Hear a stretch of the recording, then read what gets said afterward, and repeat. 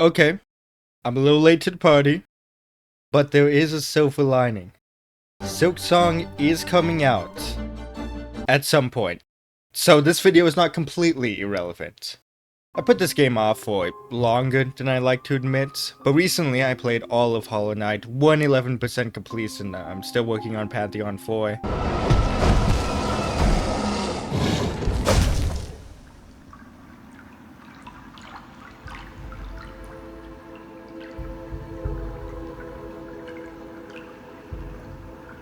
I'll just say what everyone already knows. It slaps. It has some problems, of course, like with anything else, which I'll get out of the way now. The main problem for me is boss runbacks. It's not fun to spend 5 minutes just for another attempt at a boss. The worst one I can think of off the top of my head is the run back to Trader Lord, which thankfully wasn't that hard. In fairness, this problem is shared among most Soul-likes, especially old ones. I have faith that they'll fix this problem in Silksong. Speaking of Souls-like problems, there's also the minor issue where there are some instances that I would have never found a location on my own. I had to search up how to start the Grim Troop questline, because it was hidden behind a secret breakable wall. And this game's map is huge. If I miss a breakable wall, and I missed a lot of breakable walls, I'm not gonna find it until 20 hours later. Another problem is the transportation and backtracking I think can be a bit tedious. Maybe a few more Stagway stations or being able to fast travel directly to certain NPCs could solve this problem. I'm not a game developer though. Last problem, White Palace.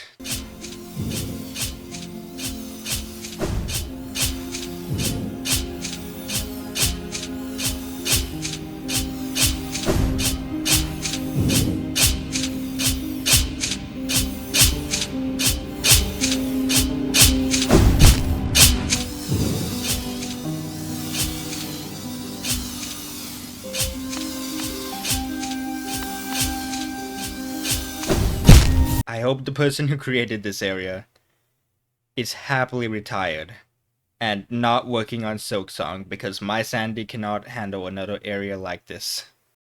I want to talk about the writing because at first I did not think I was going to care about it at all, but I was invested. It's not something you'd buy the game for, but it was a very pleasant surprise. I fell for the characters too, Hornet being my favorite of course.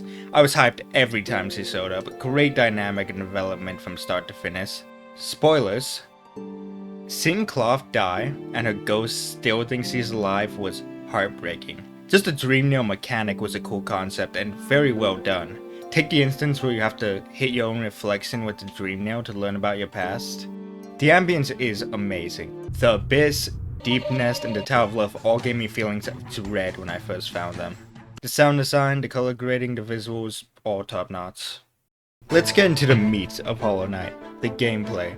It took me a bit to get used to at first. My skill at Metroidvanias is subpar.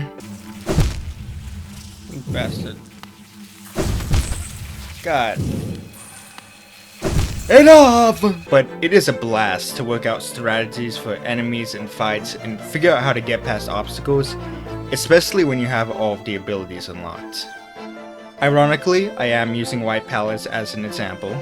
Just exploring is also nice, as Cornifer would probably say. Quick tangent, what is the purpose of needing a talisman to see where I am on the map? What enjoyment does this bring to the game? Sorry, back to gameplay. There are over 100 enemies in this game, including bosses, and most of them aren't reskins. They're usually very simple, but each one has slightly different mechanics that you have to account for. Show me a picture of an enemy from Hollow Knight at this point and I'd know its moveset exactly. For example, Hive Soldier. It flies around. When it spots you, it turns into a drill that homes in on you. You have to dodge out of the way when it backs up because that's when it's going to charge at you. It can curve slightly while charging to try and hit you. Typically, you want to manipulate it into hitting a nearby surface because it becomes temporarily stuck into it and leaves it vulnerable to attacks. Anyone who hasn't played the game probably finds that knowledge impressive.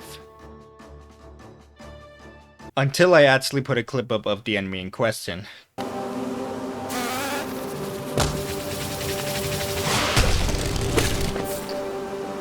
In short, gameplay, very good, very fun. I now understand why so many people like this game and are eagerly waiting for Silksong. Yes, News! Yes, News!